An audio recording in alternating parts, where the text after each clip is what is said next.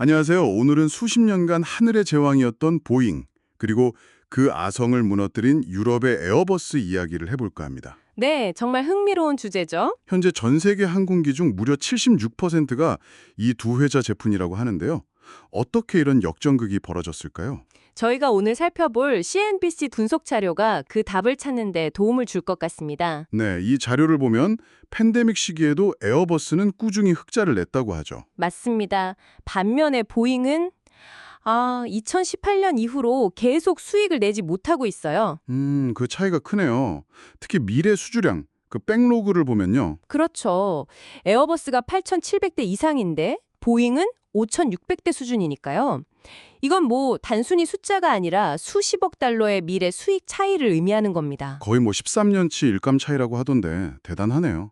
그럼 에어버스가 어떻게 시작됐는지부터 좀 짚어볼까요? 네, 에어버스가 1969년에 설립되긴 했지만 사실 갑자기 등장한 건 아니에요. 아, 그런가요? 네, 2차 대전 이후에 유럽 각국에 있던 항공우주 회사들이 힘을 합친 거죠. 보잉에 대항하기 위해서요. 일종의 유럽판 어벤져스 같은 거였군요. 하하, 뭐 그렇게 볼 수도 있겠네요. 그래서 첫 작품인 A300부터 좀 달랐어요. 최초의 쌍발 엔진 광동체 여객기였거든요. 쌍발 엔진이요? 그때는 엔진 4개짜리가 대세 아니었나요? 맞아요. 근데 엔진 2개로도 장거리 비행이 가능하다는 걸 보여줬죠. 이게 항공사들한테는 유지보수 비용 절감이라는 매력이 있었던 거예요. 효율성으로 승부수를 던졌군요. 그렇죠. 그리고 1978년에 미국 항공 규제가 완화되면서 또 기회가 찾아옵니다. 규제 완화요? 그게 왜 기회였죠? 경쟁이 치열해지니까 항공사들이 더 효율적인, 그러니까 중형기를 찾기 시작했거든요. 단거리 노선에 쓸만한 거요. 아하, 그 흐름을 에어버스가 정확히 읽었군요. 그래서 나온 게 바로 네, 게임 체인저. A320 시리즈입니다. 1984년에 개발을 시작했죠. 보잉 737의 정면으로 도전장을 내민 거예요. 그냥 경쟁 모델이 아니라 기술적으로도 뭔가 달랐다고요? 네, 아주 파격적이었어요. 동체도 737보다 약간 넓혔고 결정적으로 사이드 스틱 조종간이랑 플라이 바이 와이어. 플라이 바이 와이어요. 그 전자식 비행 제어 시스템 말씀이시죠? 맞습니다. 전투기에나 쓰이던 기술을 여객기에 처음 적용한 거죠. 조종사가 조종간을 움직이면 컴퓨터가 이걸 최적의 움직임으로 바꿔서 날개를 제어하는 방식이에요. 와, 정말 확신적이네요. 근데 그 기술 때문에 초기에 좀 문제가 있지 않았나요? 1988년 에어쇼 사고도 있었고. 네, 맞아요. 그런 초기 사고들 때문에 사실 대중적인 수용이 좀 늦어졌어요. 안전성에 대한 우려도 있었고요. 아무래도 그랬겠죠. 하지만 결국 성능과 효율성이 입증되면서 베스트셀러가 됐고 미국 시장까지 뚫는 발판이 된 거죠. 이때부터 두 회사의 길이 좀 갈리기 시작한 거네요. 그렇죠. 에어버스는 점유율 확대에 집중했고 보잉은 뭐랄까 단기 수익성에 더 무게를 뒀던 것 같아요. 보잉은 좀 안주했던 걸까요? 글쎄요, 당시엔 보잉 전략도 나름 유효했어요. 특히 에어버스가 A380 초대형기에 엄청난 투자를 했을 때가 있었거든요. 아, 그 하늘을 나는 호텔이라고 불렸던. 네. 근데 시장 트렌드는 그게 아니었어요. 연료 효율 좋은 쌍발 엔진 중대형기가 대세였죠. 에어버스는 A380에서 좀 실패했지만 보잉도 777, 드림라이너나 77X 개발이 늦어지면서 어려움을 겪었어요. 생산 방식도 달랐다고요? 네, 에어버스는 유럽뿐만 아니라 미국 엘라베마, 또 중국에도 최종 조립 라인을 두면서 생산 기지를 다변화했죠. 이게 특히 중국 시장 점유율 확대에 도움이 됐고요. 보임은 계속 미국 중심 생산을 고수했고요. 그러다 결국 결정적인 순간이 온 거군요. A320 니오 대 737MX. 네, 바로 그겁니다. 2010년에 에어버스가 A320 니오를 발표했는데 연료 효율을 15%나 개선했다고 하니까 와, 주문이 정말 쏟아졌어요. 보잉의 오랜 고객사였던 아메리칸 항공까지 넘어갔다고요? 네, 그 정도였어요.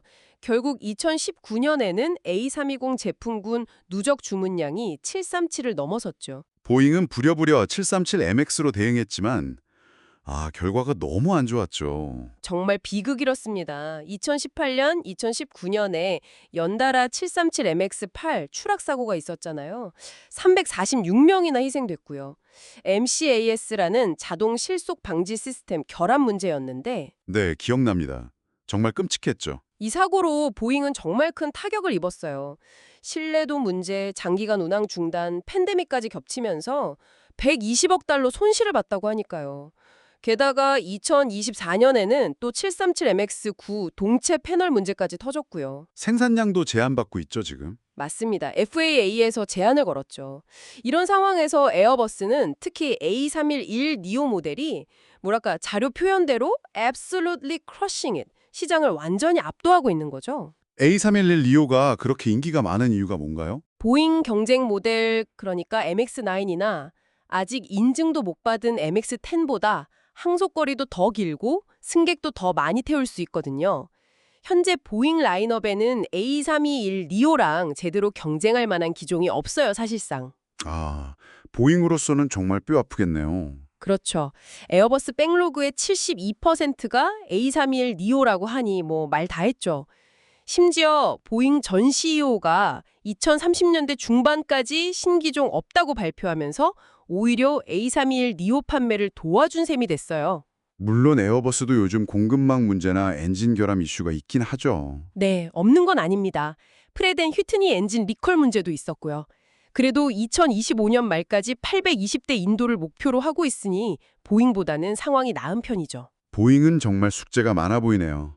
맥스 문제 해결, 778, 777X 문제, 그리고 차세대 중형기 개발까지. 네, 넘어야 할 산이 많습니다. 자, 그럼 오늘 이야기를 좀 정리해보면 에어버스의 성공은 결국 시기적절한 제품 출시, 그러니까 A30이랑 A31 니오죠. 네, 그리고 경쟁사의 위기, 또 생산기지 다변화 같은 전략적 선택이 잘 맞아떨어진 결과라고 할 수 있겠네요. 네, 특히 핵심 시장인 단일 통로기 시장에서 에어버스가 확실히 우위를 점하면서 2020년대를 주도하고 있습니다. 맞습니다. 현재로서는 그렇죠. 그럼 마지막으로 여러분께 질문을 하나 던지면서 마무리할까 합니다. 이 자료를 보면 한때 추격자였던 에어버스가 이제는 확실한 선두주자가 됐잖아요. 네, 그렇죠. 그런데 혹시 이런 압도적인 지위가 오히려 미래의 혁신을 가로막는 그 유명한 혁신가의 딜레마에 빠지게 만들 가능성은 없을까요? 아, 흥미로운 지적이네요. 과연 이 양강 구도가 계속될지 아니면 재기를 노리는 보잉이나 혹은 중국의 코맥, 브라질의 엠브라엘과 같은 새로운 경쟁자들이 2030년대에 이 판도를 뒤흔들 수도 있지 않을까요? 여러분은 어떻게 생각하시나요?